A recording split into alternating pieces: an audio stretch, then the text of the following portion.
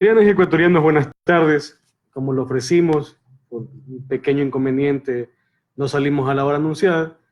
pero brevemente vamos a analizar las reformas que el gobierno nacional, a través del señor presidente de la República, la noche de ayer emitiera en una cadena nacional. Lo importante de esto es dividir las reformas en dos áreas, las que el señor presidente las dicta directamente, que entrarán en vigencia una vez publicadas en el registro oficial, y las otras que son que deben recibir un tratamiento legislativo y deben ser remitidas a la Asamblea Nacional. Aunado a esto, el señor presidente firmó el día de hoy el decreto número 883, con el cual dispone la eliminación de los subsidios a los combustibles, al diésel, a la gasolina extra y a la gasolina eco, los cuales entrarán en vigencia a partir de mañana. Es decir, a partir de mañana 3 de octubre se eleva el precio del combustible. Ahora bien, dentro de las medidas que él dictó,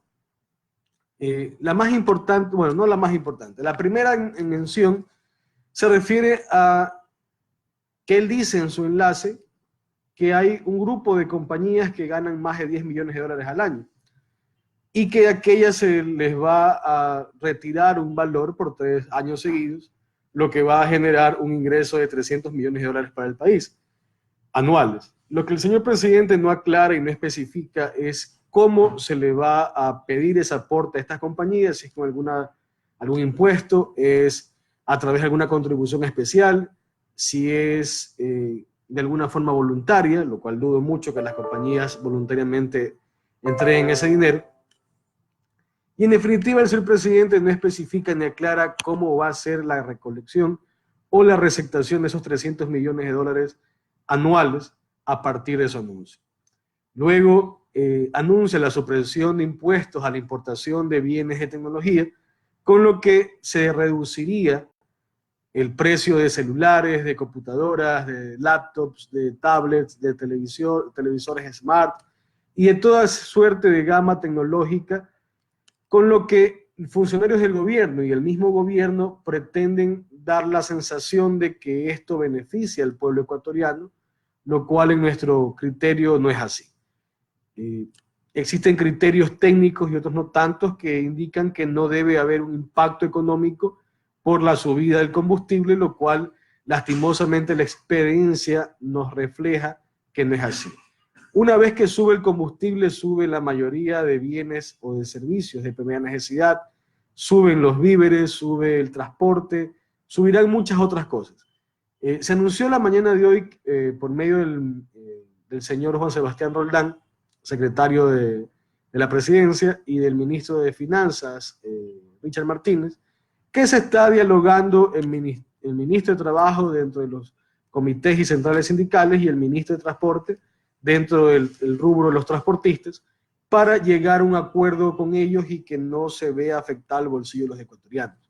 Veremos en el transcurso de los días cómo esto afecta o no afecta al ciudadano. Además, se ha anunciado la reducción del impuesto a la salida de divisas, lo cual, si bien de alguna forma beneficiaría a los ecuatorianos, más sin embargo el grueso de la población económicamente deprimida del Ecuador, que somos la mayoría, los pobres ecuatorianos, no sacamos dinero fuera del exterior. Ni siquiera nos vamos al exterior a pasear o a trabajar o a invertir, por lo cual es una medida que, si bien beneficia a un sector de la población, no afecta a la gran mayoría. Esas son principalmente las medidas tomadas por el Ejecutivo, que son adoptadas plenamente por él y que entran en vigencia, como el decreto 883, inmediatamente despedido y publicado en el registro oficial. Ahora bien, hay un paquete de reformas laborales, las cuales son inconstitucionales por la reducción o por la regresión de derechos, mejor dicho, a derechos laborales que se tocan en esto. Por ejemplo, cuando usted, que es servidor público y se encuentra en goce o en ejercicio de un contrato por servicios ocasionales,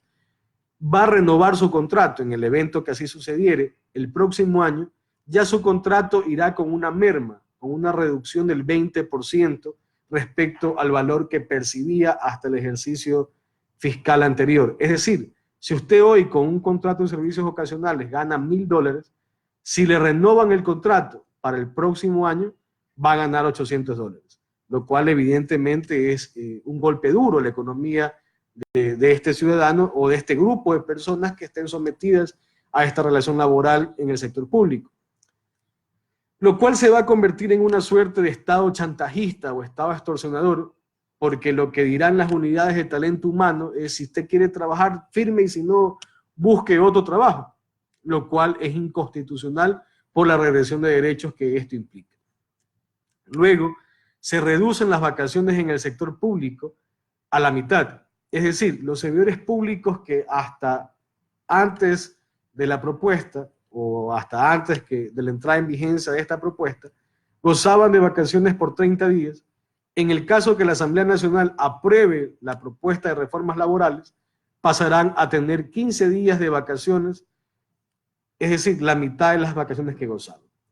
Muchos pueden estar de acuerdo con esta medida, muchos pueden indicar que esta medida ayuda a optimizar el servicio público, mas sin embargo debemos recordar que los trabajadores del servicio público no gozan en su mayoría de horas extras, no gozan de utilidades, no gozan de algunas prebendas laborales que sí se benefician los trabajadores del sector privado, lo cual al afectarse de alguna manera sus condiciones laborales y su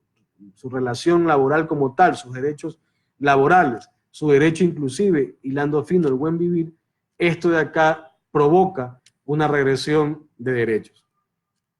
Luego, también se establece que los trabajadores que pertenezcan a las empresas públicas deberán donar un salario, o mejor dicho, deberán donar un día de su salario, lo cual también es una suerte de incautación al peculio de cada trabajador, puesto que el gobierno nacional, ni este ni ninguno, puede entrometerse en la distribución económica que un trabajador del sector público o del sector privado destine de lo que gana honesta y honradamente. Es una medida desacertada, es una medida inconstitucional y además una medida arbitraria contra el bolsillo de los trabajadores del sector público, en concreto los de las empresas públicas. Finalmente,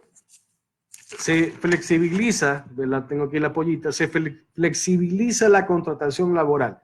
Si bien es cierto será para lo posterior,